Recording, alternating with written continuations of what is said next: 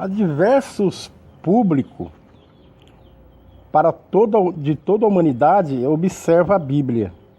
Assim como pessoas leigas podem ter um entendimento bíblico, também como pessoas estudadas.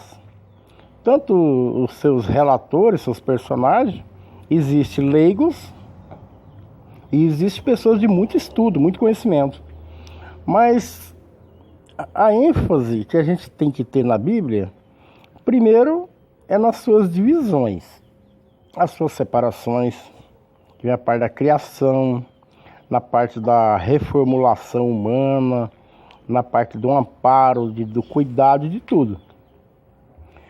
E o que a gente vê é uma obra de Deus, de Gênesis a Apocalipse. Você vê Deus trabalhando, entendeu? Então ele usa alguns homens que conseguem ver Deus. A partir do homem que o homem consegue ver Deus, ele automaticamente passa a reproduzir aquilo que ele está vendo. E isso é os homens que vê Deus e aceita que ele seja Deus. Os que não aceitam que ele seja Deus não representa a Deus, entendeu? Então um outro personagem bíblico que está vendo Deus, ele passa a representar, a mostrar, a apresentar.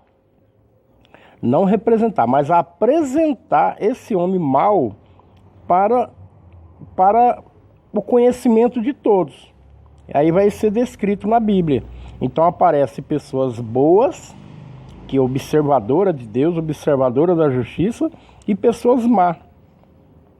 Então você pode observar com boa intenção ou com má intenção.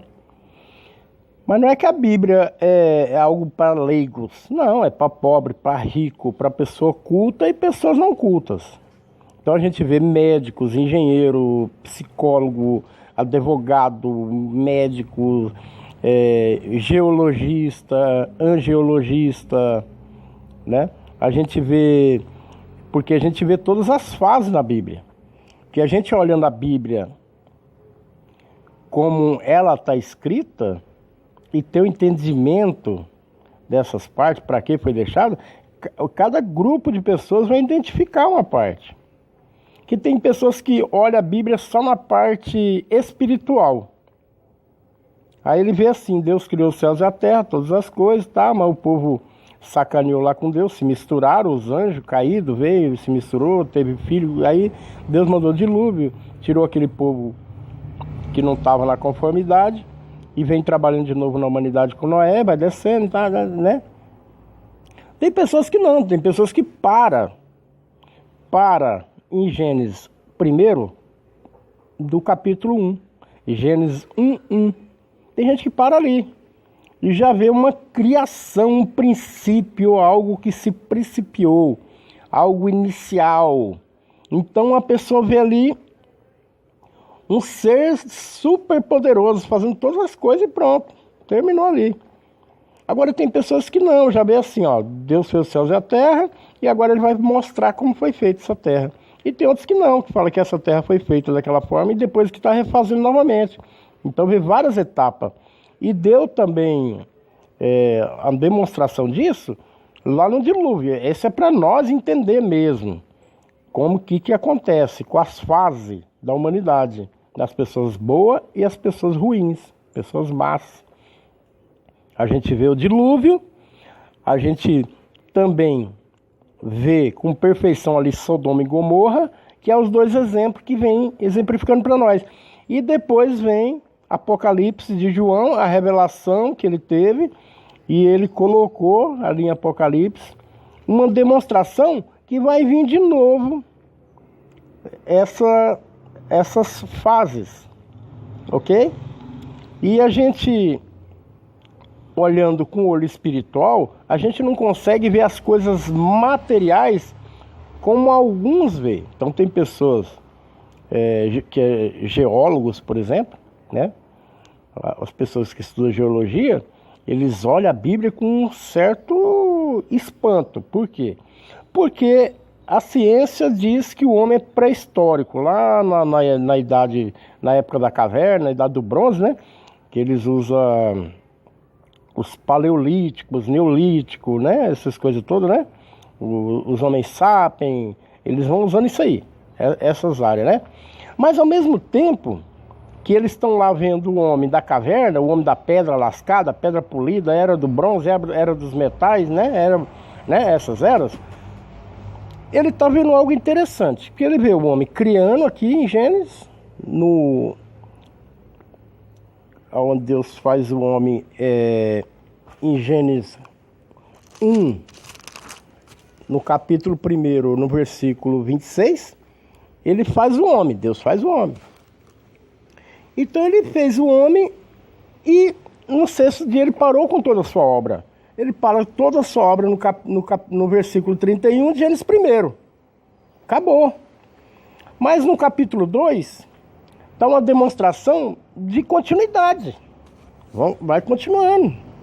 Então Deus fez o homem no sexto dia. Aí o que a pessoa vê? Vai estudando a genealogia humana dentro da raiz da palavra de Deus. Então vê Deus fazendo o homem no versículo 27, ok? Primeiro fez os animais lá, e fez os animais, e fez as árvores, fez tudo brotar tudinho, tá? Esses animais já comendo e tal. Aí vem o homem, né? Aí o homem vem com toda essa natureza. E depois acaba tudo em Gênesis 2, capítulo 2. Aí começa o homem no paraíso terreno, já como se fosse um homem personalizado, diferenciado. Um homem que vai aprendendo as coisas com o tempo. Então vê assim, tiveram a origem dos céus e a terra, terminando tudo, Gênesis 2, 5.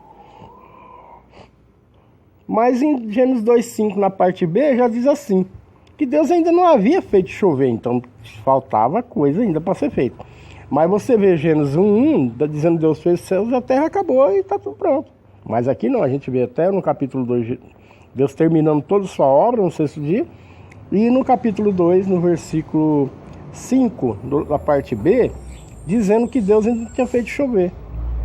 Por quê? Porque havia um vapor. Igual a neblina, né? Esses orvalhos, quando a gente acorda cedo tem um orvalho, é esse orvalho. Então saía esse vapor da terra e regava, né, toda a superfície.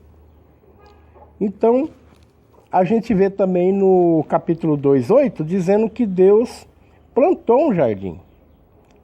Então, plantou o Senhor Deus um jardim no Éden. Então, ele está continuando, se ele não está plantando. Então, esse é o quê? Se ele descansou no sétimo dia, então ele está começando uma outra obra no primeiro dia da outra semana. Seria esse caso? Então, isso que dá desentendimento a quem tem conhecimento de ciência. Isso que fica o conflito da ciência com a espiritualidade. E a pessoa passa a questionar a Deus. Por quê? Porque o homem espiritual, ele não chega ao homem da ciência para introduzir essas partes a eles. Então ele só fala assim, que a Deus não pode se questionar, entendeu? Como que não? Deus ele é a verdade, ele não é mentira. E Tiago 2, 3, 4 fala de Deus muito bem.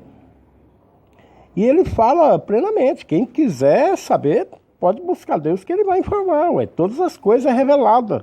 E ele revela aos pequeninos, e aos pequenininhos que vai levar para os grandão. Você vê, Eliseu é um homem da roça, Eliseu. Entendeu? E Eliseu, portanto, você vê lá com reis, conversando com o rei. Então Deus buscava homens de montanhas, de planície, homens, como diz assim, caipira, para falar com grandes doutores e falar de ciência para doutores. E Deus fala. Mas o homem espiritual, ele tem que pedir isso para Deus. Aí Deus dá entendimento. Entendeu? Porque a geologia, ela não consegue entender que Deus faz todas as coisas e depois começa a fazer de novo. Que Deus faz todos os animais e de repente começa de novo a apresentar aqui. Aí o pessoal fala, não, que ele está falando lá de trás, agora ele está resolvendo aqui na frente, como que ele fez lá atrás. Então virou essa salada. Então a Bíblia ela não tem uma genealogia exata de caminhada da humanidade. Não pode ser, tem que ser exato. Então, essa desconformidade tem que ser pedido em oração, que o Espírito Santo de Deus ele vai revelando e vai entendendo. Por quê? Porque não tem como você falar que Deus acabou de fazer um homem no Jardim do Éden e diz assim, ó, no capítulo 2, no verso 11, que tinha 2 rios, no versículo 11. E diz assim que o nome do primeiro rio era Pison. Este é o que rodeia toda a terra de Avilá. Ó, já tinha outra terra em Avilá. E aonde há ouro. E tinha um homem lá no Éden. Um homem ou uma mulher no Éden, pelado, comendo os frutos, castanha, comendo essas coisas.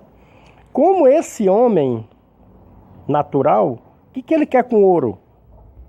Ouro é um produto de mineração. Aí entra a geologia. O que a geologia vai fazer?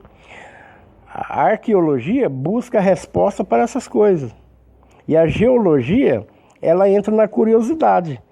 Se um ser muito natural, muito rudimentar ainda, um homem que é só extrativo, um homem nômade, que tá ele e uma mulher, só os dois, pelados lá, 2 índios, bem matuto. Como que esses 2 homens vão querer saber a respeito de ouro? E ouro é um minério. E esse ouro, para ser trabalhado, ele tem que ser refinado, tem que passar por uma queima. Então, para ter essa queima, tem que ser uma alta temperatura. Essa temperatura tem que ter um entendimento. Mas diz que essa idade aqui não tinha nem fogo ainda, diz que o fogo foi descoberto, entendeu? Então, a ciência, ela tinha que entrar dentro da Bíblia. E tem muitos que entram. E os homens que entram dentro da Bíblia, ele vê o conhecimento de pastores, missionário, pessoal tal, falando a respeito de Deus, com uma inércia de conhecimento a respeito do Gênesis primeiro, principalmente Gênesis 1, 2, 3. Porque você está falando de ouro, porque tinha uma mineração. Ué, que um ser que come frutas, legumes e tal ali, comendo um sistema extrativista, que ele quer ter olho em ouro? O que ele quer ter olho em onix, em pedras preciosas? O olho dele tá nisso pra quê? O que ele quer ter o olho em riqueza? Então já entra aí as pirâmides do Egito, esse entendimento que não foi esses egípcios, esse lá de Faraó, lá de Moisés, que realmente construíram as pirâmides do Egito, porque aí já tem os Maia, os Inca, esses povos com essas construções primitivas que só a geologia e a geologia que vai lá estudar as idades dessas pedras, entendeu? Aí vem a geologia para fazer uma varredura, para buscar fósseis humanos ou de animais, ou algo que relata a data dessas construções, essas coisas, e não chega a bater com a idade bíblica de 6.000 anos que a Terra tem. Que essa é a idade aproximada pela idade lá de Adão, entendeu? Então esse questionamento, que ele vem sendo analisado, a Bíblia, tanto para seres espirituais, nós, homens espirituais, e também para pessoas que não é espiritual, como geólogos, né? Antropólogos, e também esse pessoal que mexe com astrologia que eu digo assim, conhecimento de planetas, sabe? Sistema solar, o universo todo, que é no caso a NASA e outros grupos, que também olha a Bíblia a respeito daquela luz que acompanhava lá os reis magos lá de Maria, quando estava para nascer Jesus, né? Quem estava avisando essas existências. Então eles começam a olhar esses aspectos para ter o entendimento. Por isso que existem as etapas bíblicas. Para quê? Para nós chegar no entendimento. Então eu vou fazer um outro áudio. Para quê? Para a gente também entrar nessa parte, não fugindo da espiritual, sempre dentro da espiritual, lógico, mas com entendimento de separação, para a gente ter melhor absorção para a nossa salvação, entendeu? Que nós podemos ser sim leigos, mas não necessitamos ser leigos, porque Deus dá sabedoria a todos. E se Deus reflete uma sabedoria para nós, que Ele é a própria sabedoria, para nós, é uma graça para nós. E esse é um dom de Deus para todos, tá ok? Paz e graça.